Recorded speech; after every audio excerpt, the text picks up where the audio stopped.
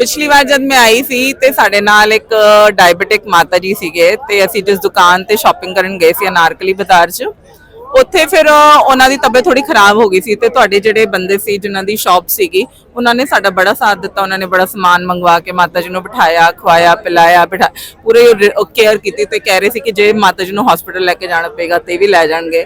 ਬਹੁਤ ਕੇਅਰ ਕੀਤੀ। ਅੱਜ ਵੀ ਅਸੀਂ ਜਦ ਪੰਜਾ ਸਾਹਿਬ ਜੀ ਗਏ ਸੀ ਤੇ ਉੱਥੇ ਵਲੀ ਕੰਧਾਰੀ ਜੀ ਦੀ ਉੱਥੋਂ ਬਾਬਾ ਵਲੀ ਕੰਧਾਰੀ ਜੀ ਦੀ ਉੱਥੋਂ ਆ ਰਹੇ ਸੀ ਜਦ ਤੇ ਇੱਕ ਮਾਤਾ ਜੀ ਗਿਰ ਗਏ ਸੀ ਤੇ ਉਹਨਾਂ ਨੂੰ ਫ੍ਰੈਕਚਰ ਹੋ ਗਿਆ ਤੇ ਉਹਨਾਂ ਨੂੰ ਵੀ ਤੁਹਾਡੀ ਪੁਲਿਸ ਔਰ ਮਿਲਟਰੀ ਨੇ ਬੜੇ ਪਿਆਰ ਨਾਲ ਬੜਾ ਜੈਂਟਲੀ ਹੈਂਡਲ ਕੀਤਾ। ਸਾਰਿਆਂ ਨੇ ਸਾਨੂੰ ਬੜਾ ਮਾਨ ਸਨਮਾਨ ਦਿੱਤਾ ਹੈ, ਬੜੇ ਪਿਆਰ ਨਾਲ ਰੱਖਿਆ ਹੈ। ਤੁਹਾਡੀ ਮਿਲਟਰੀ, ਤੁਹਾਡੀ ਪੁਲਿਸ ਨੇ ਸਾਡਾ ਬਹੁਤ ਸਾਥ ਦਿੱਤਾ, ਸਾਡੀ ਬੜੀ ਰੱਖਿਆ ਕੀਤੀ ਹੈ ਤੇ ਤੁਹਾਡੇ ਬੰਦੇ ਬਹੁਤ ਪਿਆਰ ਨਾਲ ਗੱਲ ਕਰਦੇ ਨੇ। ਇੱਥੇ ਦਾ ਆਮ ਆਦਮੀ ਵੀ ਬੜਾ ਪਿਆਰ ਹੈ। ਵੇਲਿਓ ਮੈਂ ਤੁਹਾਡਾ ਪ੍ਰੋਣਚਾਰਕ ਮੀਆਂ ਆਸਫ ਅਲੀ ਤੇ ਮੇਰੇ ਨਾਲ ਮੌਜੂਦ ਆ ਇੰਡੀਆ ਤੋਂ ਆਈ ਹੋਈ ਇੱਕ ਸਰਦਾਰਨੀ। ਇਹਨਾਂ ਨਾਲ ਗੱਲ ਕਰਦੇ ਆ। ਕੀ ਨਾਂ ਹੈ ਤੁਹਾਡਾ? ਦਲਜੀਤ ਕੌਰ। ਕਿੱਥੋਂ ਆਏ ਹੋ ਤੁਸੀਂ? ਦਿੱਲੀ ਤੋਂ। ਪਹਿਲੀ ਵਾਰੀ ਆਏ ਹੋ? ਨਹੀਂ ਜੀ, तीजी बार। अच्छा, तीजी बारी। पहली बारी। ये कैसा लग रहा है? बहुत अच्छा लग रहा है, बहुत चंगा लग रहा है। बहुत प्यार नाल सारिਆਂ ਨੇ ਸਾਨੂੰ ਬੜਾ ਮਾਨ ਸਨਮਾਨ ਦਿੱਤਾ ਹੈ, ਬੜੇ ਪਿਆਰ ਨਾਲ ਰੱਖਿਆ ਹੈ। ਤੁਹਾਡੀ ਮਿਲਟਰੀ, ਤੁਹਾਡੀ ਪੁਲਿਸ ਨੇ ਸਾਡਾ ਬਹੁਤ ਸਾਥ ਦਿੱਤਾ, ਸਾਡੀ ਬੜੀ ਰੱਖਿਆ ਕੀਤੀ ਹੈ ਤੇ ਤੁਹਾਡੇ ਬੰਦੇ ਬਹੁਤ ਪਿਆਰ ਨਾਲ ਗੱਲ ਕਰਦੇ ਨੇ। ਇੱਥੇ ਦਾ ਆਮ ਆਦਮੀ ਵੀ ਬੜਾ ਪਿਆਰ ਹੈ। ਬਾਹਰ ਜਦੋਂ ਤੁਸੀਂ ਗਏ ਹੋ, ਲੋਕਾਂ ਦੇ ਨਾਲ ਮਿਲੇ ਹੋ, ਉੱਥੇ ਕਿਹਦਾ ਰਿਹਾ? बहुत अच्छा, सारे बड़े प्यार ਨਾਲ ਗੱਲ ਕਰਦੇ ਨੇ।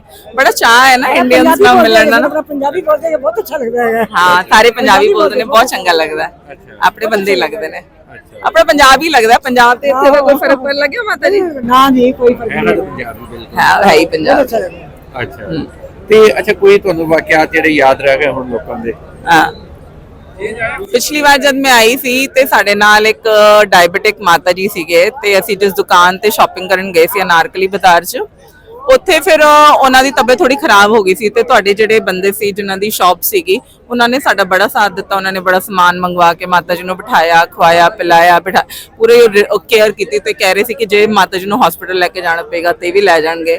ਬਹੁਤ ਕੇਅਰ ਕੀਤੀ। ਅੱਜ ਵੀ ਅਸੀਂ ਜਦ ਪੰਜਾ ਸਾਹਿਬ ਜੀ ਗਏ ਸੀ ਤੇ ਉੱਥੇ ਵਲੀ ਕੰਧਾਰੀ ਜੀ ਦੀ ਉੱਥੋਂ ਬਾਬਾ ਵਲੀ ਕੰਧਾਰੀ ਜੀ ਦੀ ਉੱਥੋਂ ਆ ਰਹੇ ਸੀ ਜਦ ਤੇ ਇੱਕ ਮਾਤਾ ਜੀ ਗਿਰ ਗਏ ਸੀ ਤੇ ਉਹਨਾਂ ਨੂੰ ਫ੍ਰੈਕਚਰ ਹੋ ਗਿਆ ਤੇ ਉਹਨਾਂ ਨੂੰ ਵੀ ਤੁਹਾਡੀ ਪੁਲਿਸ ਔਰ ਮਿਲਟਰੀ ਨੇ ਬੜੇ ਪਿਆਰ ਨਾਲ ਬੜਾ ਜੈਂਟਲੀ ਹੈਂਡਲ ਕੀਤਾ।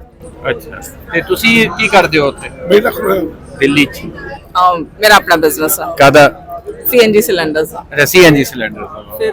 ਅੱਛਾ, ਉੱਥੇ ਵਾਵਾ ਚੱਲਦੇ ਸੀਐਨਜੀ ਸਿਲੰਡਰ? ਬਹੁਤ ਅੱਛੇ। ਅੱਛਾ। ਸੁਣਿਆ ਇਸ ਵਾਰੀ ਕੋਈ ਸ਼ਾਰਟੇਜ ਹੋਈ ਸੀ ਜੰਗ ਦੀ ਵਜ੍ਹਾ ਤੋਂ? ਸੀਐਨਜੀ ਦੀ ਨਹੀਂ ਸੀ, ਉਹ ਐਲਪੀਜੀ ਦੀ ਸੀ। ਕਿੰਨੀ ਕੋਈ ਸਿਲੰਡਰ ਜਿਹੜੇ ਹੁੰਦੇ ਨੇ ਉਹ ਗੱਡੀਆਂ 'ਚ ਲੱਗਦੇ ਨੇ। ਅੱਛਾ। ਐਲਪੀਜੀ ਸਿਲੰਡਰ ਨੇ ਜਿਹੜੇ ਕਿਚਨ 'ਚ ਯੂਜ਼ ਹੁੰਦੇ ਨੇ।